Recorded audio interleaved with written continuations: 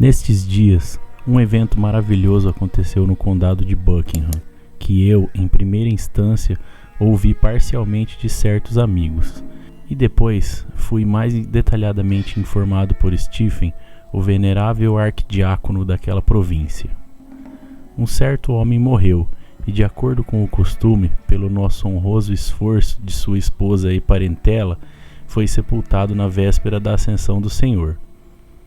Na noite seguinte, porém, tendo subido ao leito onde repousava sua esposa, não só aterrorizou ao acordá-la, mas quase a esmagou com o peso insuportável de seu corpo. Tendo voltado na noite subsequente, o cadáver voltou a afligir, da mesma maneira, a atônita mulher, que, assustada com o perigo, à medida que se aproximava a peleja da terceira noite, cuidou de permanecer acordada e cercar-se de companheiros vigilantes. Mesmo assim ele veio, mas sendo repelido pelos gritos dos presentes e vendo que fora impedido de operar os seus malefícios, o cadáver partiu. Uma vez enxotado pela esposa, passou a perseguir com semelhantes expedientes seus próprios irmãos, que moravam na mesma rua. Estes, porém, seguindo o cauteloso exemplo da mulher, passaram as noites acordados com seus companheiros, prontos para enfrentar e repelir o esperado perigo. O cadáver apareceu, no entanto, como se tivesse a esperança de surpreendê-los, subjugados pela sonolência.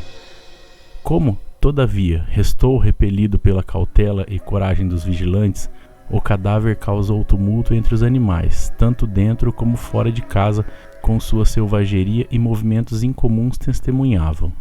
Tendo assim se tornado sério inconveniente para seus amigos e vizinhos, impôs a todos a mesma necessidade de vigilância noturna.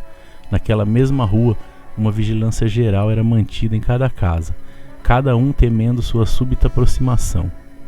Depois de assim provocar, por uns tempos sozinho, semelhantes tumultos, ele começou a vaguear ao ar livre, à luz do dia, o que de fato parecia formidável para todos, embora só fosse visível a apenas algumas pessoas. Com efeito, muitas vezes, ao deparar-se com várias pessoas, ele aparecia apenas para uma ou duas, embora ao mesmo tempo sua presença fosse notada pelos demais. Por fim, os habitantes, alarmados além da conta, julgaram conveniente buscar o conselho da igreja. Assim, em plangentes lamentos, detalharam todo o caso do arquidiácono, acima mencionado.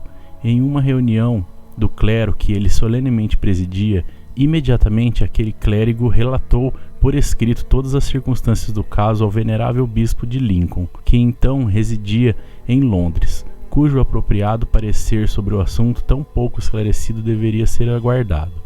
Mas o bispo, espantado com o teor daquele relatório, realizou uma investigação minuciosa com seus companheiros.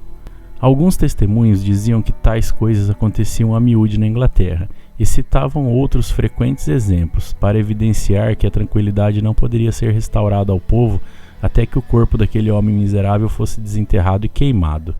Esse procedimento, no entanto, pareceu indecente e impróprio, em último grau, ao reverendo bispo, que logo depois dirigiu uma carta de absolvição escrita de próprio punho ao arquidiácono, a fim de que pudesse ser demonstrado por meio de inspeção em que o estado do corpo daquele homem realmente se encontrava.